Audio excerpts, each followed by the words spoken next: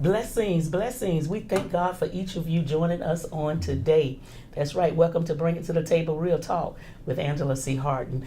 And I am here with a very special guest, none other than the Honorable Mayor of the City of Augusta, the Honorable Mayor Harden Davis Jr. Good to see you. We're excited to be here, Pastor. Thank you so much for the great work that you're doing in the community. You've been a staunch community advocate.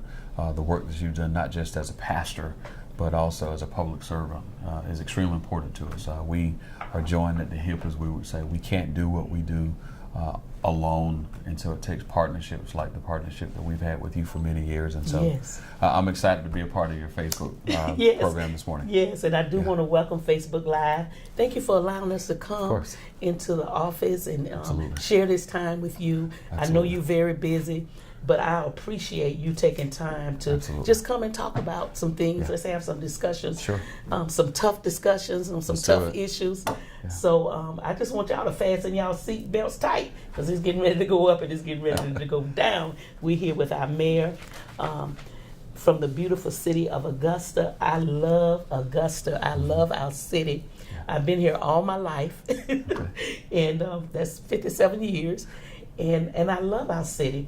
But I have some concerns. Sure. So we're going to jump right to it. We will not be on long because Mayor is very busy. I'm real busy as well. We got to go do some taxes at HT Harris Tax Service. Give y'all a shout out. Amen. But we want to address some things. Now I know you've been in office now for about 37 months. I keep saying 39. At some point I got tired of counting, and I was saying 5 months, 2 days, and 3 weeks. But we are here. This is and we're very honored. We're privileged to be Augusta's 84th mayor. This is our 4th year of our first term. We certainly are. I like that sound of that. That's right. We call those things that are not as though they were. That's right. And so, Election Day, May 22nd of 2018. I think that we've served the people honorably here in Augusta. And so there's a lot that's happened in the 4 years that we've been here, and there's even more that's on the horizon. So we're very excited about what lies ahead for the city and her citizens. And so good stuff's going on. Yes. Well, we're going to jump right into it because we don't have a lot of time. I want to ask a very serious question. Okay. I am so concerned, and I know you are as well as many of our listeners, our citizens. We are, as a city, are very concerned about the shooting that has taken place in other cities. We just had one last week in Florida. And I want to ask you, and I thank you for allowing me to be here. You are the mayor of the city. You run the city with the help of others, with a team, but you're the man. How prepared are we in Augusta, in our school systems? How prepared are we for something like that? Well, I think that, again, we've been very fortunate in Augusta. We've talked on many instances, myself, the sheriff, other elected officials as well, that we in Augusta have been fortunate that we've not been hit with the tragedies that other cities, whether it's my good friend Buddy Dyer, mayor of Orlando, and what happened there in Orlando just a short time ago, whether it's San Bernardino, and most recently Parkland, Florida. These are very tragic events that reverberate across the country. They affect families, they affect communities, they affect cities, they affect schools, they affect lives. And so what we've done proactively is have a constant conversation with our sheriff. And we're very proud of the work that our sheriff, Richard Roundtree, has done and continues to do with his community policing efforts. I think that the marshal, with his efforts as well, now that he's on the team, they are involved actively in the community. In fact, here in local government, there's active shooter training that we'll be going through as well. But when you think about the schools, I do believe that, I believe Chief Brown there at the Richmond, Chief I don't remember his last name, but he's new here from Athens. Fantastic gentleman. I spent a few days with him just kind of talking about his strategy for our schools. So Superintendent Pringle has the right person leading that effort. And when you couple that with working in hand with our sheriff's agency and the work that they're doing, I do believe that we have some protocols in place that allow us to be better. And as we continue to collaborate, parents can know that we're sending our students to schools that are safe. With this incident that happened in Florida, the sheriff and I were in constant communication with what was happening on the ground here in Augusta. And even with what happened days after, where there were threats in our local schools, our sheriff's agency, working in partnership with the public safety professionals there in our school systems, they felt very confident that they were being proactive in nature in terms of addressing those issues and tamping down on that. So I think that parents can globally understand that they're sending their children to safe schools, that we're going to respond in real time to these issues. But when you have situations like this, we can be as prepared as we know how to be, but there will always be those moments where something happens that the best preparation minimizes and mitigates the sheer tragedy that could have happened, which is what we saw in Florida. Absolutely. Now, let's look back at Florida. I've been kind of following that story, and they had an armed policeman there, from what I understand, who did not go in who was there doing the actual shooting, but he did not go in to protect those babies. What's your thoughts on that? Well, again, I'm seeing, the news clips as they're coming in, and I'm certainly tracking it as closely as I can. I think those are the types of conversations that I lean very heavily on our sheriff. It is unfortunate. I do believe that individual has since resigned. Absolutely, yes. Has resigned their post. It's unfortunate. Obviously, there's a great conversation that's going on in the United States now, certainly in Congress and all the way in the White House, about what can we do to begin addressing these issues from a legislative standpoint. And I think that there are a number of things that have to be done as we move forward, but you have to have the right public safety personnel in place in our schools. Okay. You then have to not only do that, but we have to make sure that our students are prepared. They have to know how to respond to these types of events. A fire drill is different than a tornado drill. A tornado drill and a fire drill is much different than an active shooter drill. We're not teaching our schools and our students how to respond to these, and I think that's part of the role that I, going forward, as the mayor, can play. While the schools are a separate entity, we care about our schools. We're one city. We may be many different branches of providing services and resources, but it's one city. And that one city has to have its leaders collaborating and communicating in a way that historically may not have happened before, but we're doing that now.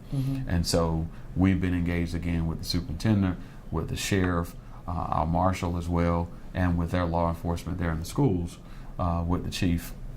And so that's what needs to happen going forward, so that we take our resources in the sheriff's agency and say, we're going to go into the schools and train. And so I'm looking forward to being a part of those conversations going forward, because we have to be proactive. We have to be vigilant in our efforts as well. Yes, and that's what's very important is for us to be proactive. How can we, how can this cease? How can we be so prepared until when it does happen, we don't lose 17 lives, babies. And just if that police officer would have been in place, just maybe the shooter wouldn't have been able to kill as many people. But there is a factor that I've been thinking about since I heard that, and it's called fear. A fear factor. And I'm sure that fear played a part in it with his decision, but how do we deal with that? Because even today, a lot of kids are afraid to go to school. The parents are afraid. But when you have law enforcement who's supposed to protect us to operate in fear, that's a serious. Well, it is. I mean, we live in a world where in America there are more guns being used than any other developed country. You go to Europe, you go to places like that where they tamp down on the number of guns that are actually used in the public. And so we've not taken those aggressive steps. We've been, again, the land of the free and the home of the brave. But bravery does not always translate into courage that then is confident. You can be fearful, but also be confident as well. I think as pastors, we talk about these things. Mm-hmm. You can be confident, but yet fearful. It is when fear grips us and immobilizes us that we're not able to respond, whether we've been trained to respond in a particular mm-hmm. way. But the reality of it is, these are flashpoint moments in time. You think that even with the best of training, that you're going to respond a certain way, but the reality of it is, you have to respond at a moment's notice. All of us can say, well, we could have done what we should have done, but the reality of it is, you've got someone who has a automatic weapon that's designed to do grave injury, mm-hmm. Quite frankly, to kill people. Mm-hmm. And so to suggest that, the public safety officer completely dropped the ball, I don't know what was in that person's mind at that time. We all would prayerfully hope and believe that they should have gone into the school and responded to that situation. Mm-hmm. That's what we can all say we would have done. That was our job. We should have done that. Absolutely. And so I don't know, again, the analysis of what was going on through mm-hmm. that person's mind. It's extremely unfortunate.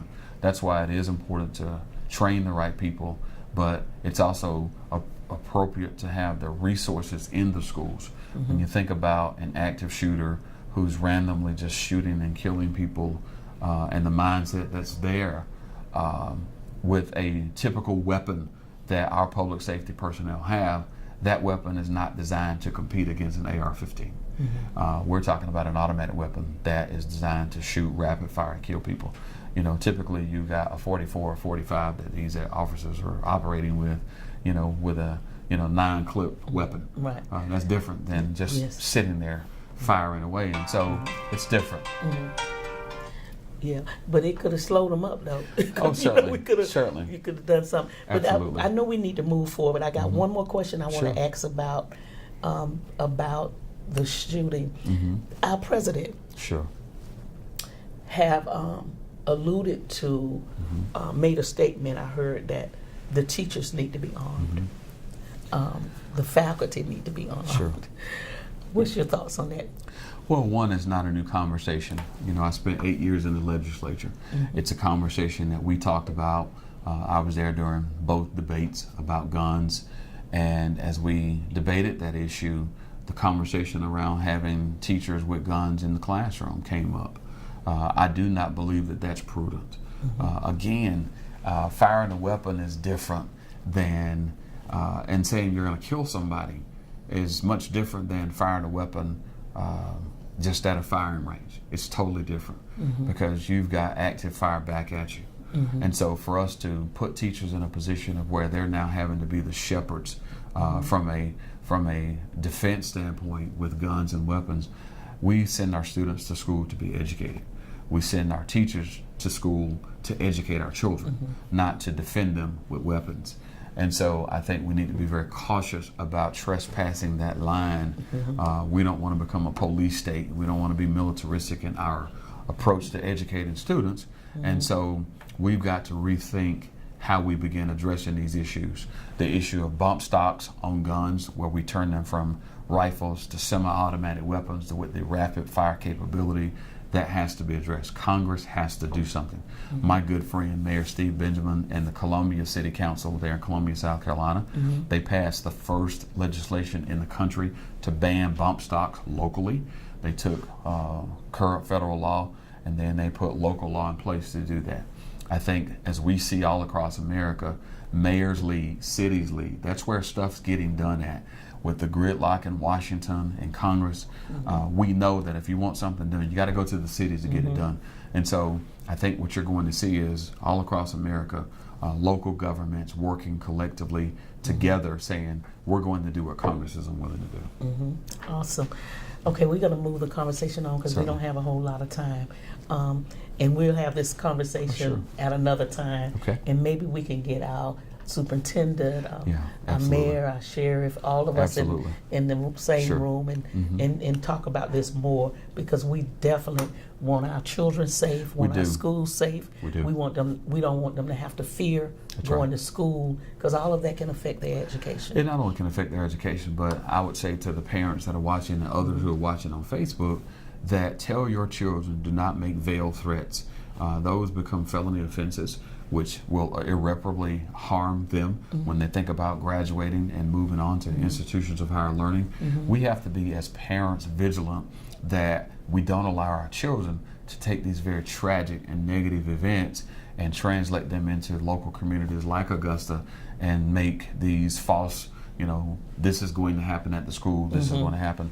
So I would encourage everyone to not only be vigilant, but to also be mindful that we don't want to create that type of culture of fear and unrest in our city as well. And we also don't want to discount or demise or not take serious, I guess you could say. Absolutely. Things. Okay, we need to hurry. As a city, okay, I got so many questions for you. I know I don't have a lot of time, but when we look at our past, you know, where we were 4 years ago when you came aboard, where we are now, absolutely, and where we expect to be. You came out with One Augusta. I did. And we do love our city. Do you believe that you've accomplished that One Augusta motto, or that One Augusta mindset among the people? Well, I think that we've started that work. From day one, we came in with an expectation that our belief is that One Augusta is not an ideal, it's not a catchphrase, but One Augusta for me from day one was creating an Augusta that works for all of her citizens. When we look at where we've been over the last 2 decades, we've always talked about the potential, the potential, the potential. My predecessors, everybody talked about the potential of Augusta. And we've moved beyond potential to opportunity. Our vision for Augusta has been very simple, and that is Augusta, a place of opportunity where people want to live, learn, work, play, and raise their families. That Augusta, that One Augusta that I see, is not a black Augusta versus a white Augusta. It's not South Augusta versus West Augusta, but it is an Augusta where we look at our city in its totality and we're making investments across our city that give people an opportunity to thrive, that give people an opportunity to have a seat at the table. And so we knew coming into this that it wouldn't be a 3-year journey. It wouldn't be a 4-year journey, but an 8-year journey. 8 is the number of new beginnings. Yes. And so that when we get to that place, 8 years of having been here to work and effectuate this level of change in our city, that we believe that we'll realize that at that time. There will always be those inherent and traditional issues that we have in our city.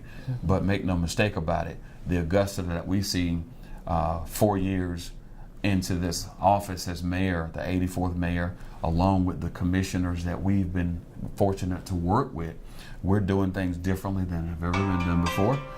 We're doing things in a way that we can say that for 3 years running, we've not only passed a balanced budget on time, but we've had a budget with a surplus at the end of the year. Okay. That's different. So all of the naysayers saying we're going to be Detroit, we're going to be this, that's not going to happen. Okay. We're very fiscally responsible. We've been good stewards of the taxpayers' resources. We've created opportunities for an engineering department that didn't have a direct funding source to be able to be funded and for us to be able to respond to things in real time and get those things done on time and under budget. Roads, bridges are being fixed where they've languished for 20 years before. And so we're working to achieve that One Augusta that we've talked about and will continue to talk about. When you look at the conversation that people think we should run away from, and that is Gordon Highway. We're not running away from that conversation. It's extremely important for us to make investments. Everybody's talking about cybersecurity, cyber this. We wouldn't be talking about it if we didn't have Fort Gordon, if we didn't have NSA Georgia. And when the general and others leave the installation and they come down Gordon Highway, it's an expanse of gray slate parking spaces, strip malls that are abandoned and vacant. We have to fix that. If we're going to tie Augusta together, which is my One Augusta, where we reconnect this city, a city that has a thriving and a prosperous downtown, in order for us to do that, you've got to tie Gordon Highway together. And that's what a lot of citizens don't understand. That's what I don't understand. When you talk about One Augusta, you got to talk about South Augusta, Sure. East Augusta, West. You absolutely You have to. you have to make changes in all You do. neighborhoods. So why is it that it seems like South Augusta is the least place that monies are being poured into to want businesses to come in that area? I mean, you talked about the streets and bridges. In South Augusta, our roads are not even up to par. I mean, even when they're fixing on our roads, it takes months for them to repair something in our neighborhood, when it seems like in other areas it only takes days. Yeah. Well, I think again with this commission, and we're fortunate we've got a very active commission. They've been very aggressive in terms of addressing those types of issues. We're fortunate again in Augusta that we're one of 3 regions that passed the Transportation Investment Act in 2012. We have, in fact, the best transportation network in the state of Georgia. Our roads are being addressed and taken care of. That work takes time. We're obviously not able to get as many crews on the road as we want to, but whether it's Windsor Spring Road, that was a project that should have happened many years ago. Absolutely. It's getting done now. When you think about the work that took place on Highway 56, that was a huge project. Now we've got a 4-lane highway that'll take us all the way to Savannah. That's extremely important. That positions Augusta as a city, as a place of choice for not only folks who are transporting goods and services from the ports of Savannah, inland, but other things as well. And so, we can say, well, South Augusta has certainly not getting its fair share in the past. That certainly is changing. It's changing in our administration. It's changing with this commission, where we know we have to make those types of investments. And I'm proud of the work that we've been able to get done with the commissioners over the last 4 years. Okay, Regis Mall. Certainly. Let's talk about that for a second. Where do we stand with Regis Mall? Because it either need to be condemned or we need to do something.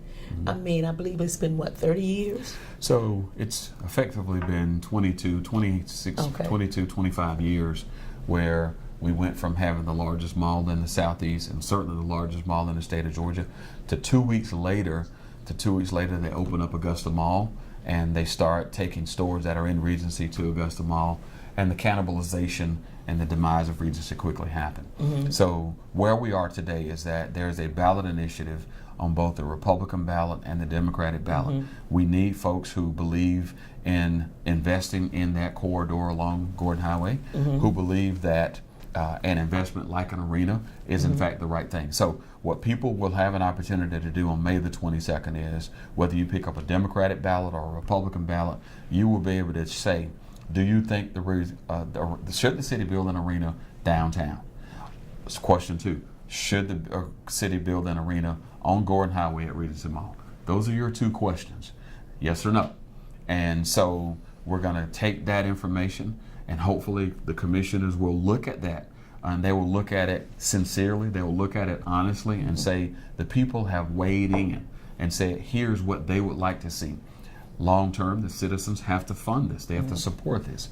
And so I would hope that the commissioners would take the data that comes from that ballot initiative and look at it wholeheartedly, but look at it with an honest look, and then make decisions about being able to go forward and support that. So those are the things that are on the table today, the existing location or the location at Regency Mall. I'm certainly a champion for Regency from the standpoint that it gives us an opportunity to take that 77 acres and do something more than an arena. What I've said from day one is, I'm not talking about building an arena, I'm talking about a master plan development that provides us with the retail, the restaurants, and an arena that certainly gives you an opportunity to use it as an anchor for future investment. Awesome, good. Well, as we get ready to close, I need to ask you, I'm going to ask you a question, but I'm going to combine several questions into one It's question. a twofold question. Yes, it's maybe a threefold question. But we need to know this. Okay. We need to know this. Sure. When you think about the commission, Sure. a lot of people don't understand how they think, okay, well, Mayor Davis is the one that he makes all the decisions. He's the reason that good, bad, or ugly, or Yeah. indifferent. It's all about him. Sure. But you work with commissioners. I do. And the commissioners consist of districts. Mm-hmm.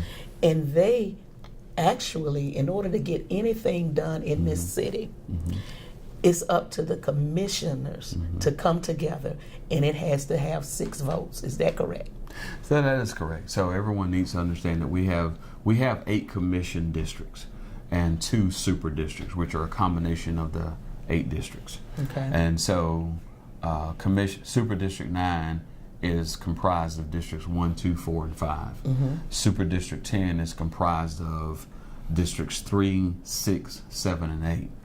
And so it takes 6 votes, as my friend Marion Williams tells me. That's my Mr. friend Megan, too. needs 6 votes to get anything done. And so those 6 votes are oftentimes elusive. They go back and forth. You don't never know where they're going to come from. Many times, people vote for things that there are more than 6 votes. There are typically unanimity when people are voting for issues of importance here in the city. There are not that many what I call hotly contested issues from a day-to-day perspective. But you have an active commission that's working. They're getting out in the community. They all have a passion for this city, whether it's Commissioner Mary Davis or Sammy Sias. They are all passionate about our city. They care about our city. While they're elected to represent a specific district, what I've shared and consistently talk about is we cannot be so district-minded that we're not city-focused. One And I Augusta. think that's correct. It's one Augusta. And so I think that what you're seeing, especially over the last 4 years, is a group of people who know what it is to come together and find common ground and make decisions that are in fact in the best interest of the city of Augusta. Yes. What I can say wholeheartedly is that since we've been here, we're not spending 4 and 5 hours meeting. We're not having those traditional fights along racial lines. We're communicating with one another in a way that's constructive, that allows us to talk about the merits of an issue and to get things done. Awesome. Okay, well, good. Now, so it's important that we have the right people Absolutely. serving as commissioners. We do. That's very extremely important. Yes. It is. Okay. Well, you guys, we're going to get ready to close. Before we do, tell us a little bit about what's going to happen next week. Okay, outstanding. So on February 27th at 6 p.m., it's open for the entire public. You do not have to RSVP. You can show up at Augusta Technical College at the Jack B. Patrick Information Technology Center and Auditorium. We're going to have the 2018 State of the City Address, where we share highlights of what's taken place over the last year that makes Augusta strong, and in the days ahead, what will make her strongest as we give a look ahead for the things that we're going to be working on as a city to further grow Augusta and to take care of some of these areas that have had very little to no investment, cleaning up our community, addressing issues of vacant and abandoned properties, and also economic growth and development. Awesome. So you are inviting everybody. We're you want to inviting fill up the everybody. place. We want to fill for up the the place. 2018 State of the City Address. Absolutely. Again, it's free. It's open to the public. There will be a reception immediately following it, so we get a chance to kind of talk with our citizens. The commissioners are going to be there. Our administrators are going to be there. We've invited the sheriff. Our judges are going to be there. This is the way we should do this type of thing in our city. We work for and represent the public, and this is our way to communicate to them what's going on in your city, what our successes have been, what our opportunities in the days ahead are. Will there be opportunities at that particular meeting for questions? There will be an opportunity for questions after the address, as we're out in the audience with the people during the time of reception. Okay. Yeah.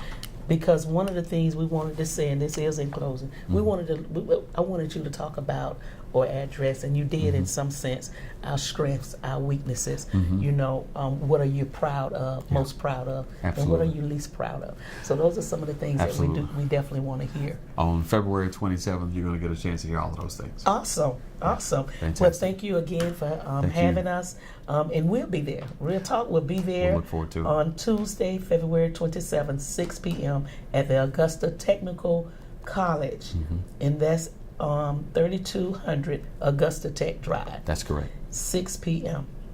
You don't want to miss the 2018 State of the City address by none other than our Honorable Mayor, the Mayor Hardy Davis Jr. Thank you again. God Thank you bless so much. God bless you. We appreciate you. Tell the family we said blessings. We will. All right. Thank you. All right. Thank you guys for joining us. Yeah. We're going to get off now, and we will talk with you later. I just want you to remember this. Whatever you're going through, whatever you are faced with, I want you to know that the Lord, He's working it out just for you. He really is. Be blessed. Shalom.